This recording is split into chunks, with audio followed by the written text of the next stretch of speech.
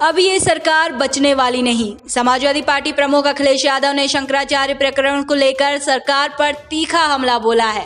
अखिलेश यादव ने कहा कि शंकराचार्य कई दिनों तक धरने पर बैठे रहे, भीषण सर्दी में भी, लेकिन उन्हें स्नान से रोका गया, जो सनातन परंपरा के खिलाफ है। उन्होंने आरोप लगाया कि सरकार 20 साल पुरानी घटना निकालकर शंकराचार्य को अपमानित करने की कोशिश कर रही है। साथ ही उन्होंने रामभद्राचार्य का जिक्र करते हुए कहा कि अगर शिकायतकर्ता उनका शिष्य है तो उनसे गलती हुई की। उन्होंने पहले मुकदमा वापस लिया। अखिलेश यादव ने कहा कि विचारों का मतभेद हो सकता है, लेकिन इस स्तर तक जाना ठीक नहीं है। यह सरकार अब बचने वाली नहीं है। राजनीतिक हलचल तेज है, बयान पर सियासत गरमाई हुई है। कि अचानक कुछ लोग निकल पड़े हैं सम्मान देने के लिए। जिस समय शिखा को पकड़ करके अपमानित किया जा रहा था, उस समय ये लोग कहां थे? उसी समय उन्हें जाना चाहिए था संगम किनारे। हमारे पूज्य शंकराचार्य जी कई दिनों धरने पे बैठे रहे वहां पर। उस समय सर्दी पीक पे थी। अब तक की जो हमारी पूरा इतिहास जो है, पौराणिक व्यवस्था है, सनातनी व्यवस्था में कहीं किसी शंकराचार्य को गंगा स्नान से रोका नहीं गया होगा। लेकिन ये पहली बार हुआ है सरकार में कि उन्हें स्नान करने से भी रोका गया, जो हमारी आध्यात्म की, हमारे सनातन धर्म की त्रिवेणी है।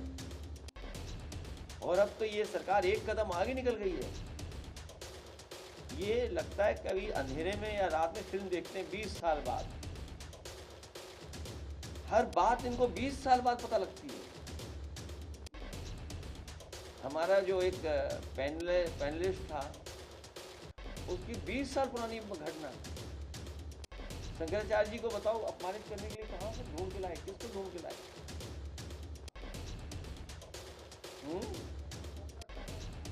हाँ, हालांकि आदरणीय, पूजनीय, सम्मानित आदरणीय रामभद्राचार्य जी के बारे में बोलना नहीं चाहिए कुछ भी, लेकिन अगर उनका चेला है ये, अगर उनका ये चेला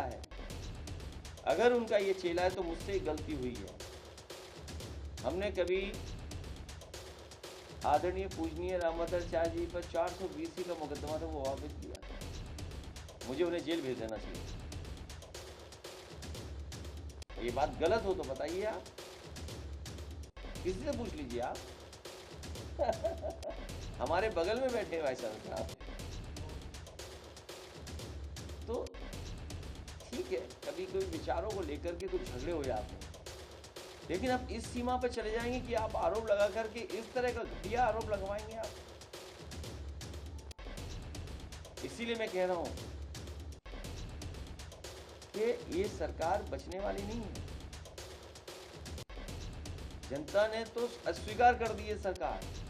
अब बस जनता इंतजार कर रही है कि कब वोट डालने का मौका मिलेगा। इसीलिए मैं कह रहा हूं कि जितनी पीड़ा बढ़ेगी उतना हमारा पीडे बढ़ेगा। और ये पीडे के आंदोलन में जुड़ने वालों का मैं एक बार फिर आभार और धन्यवाद देना चाहता हूं।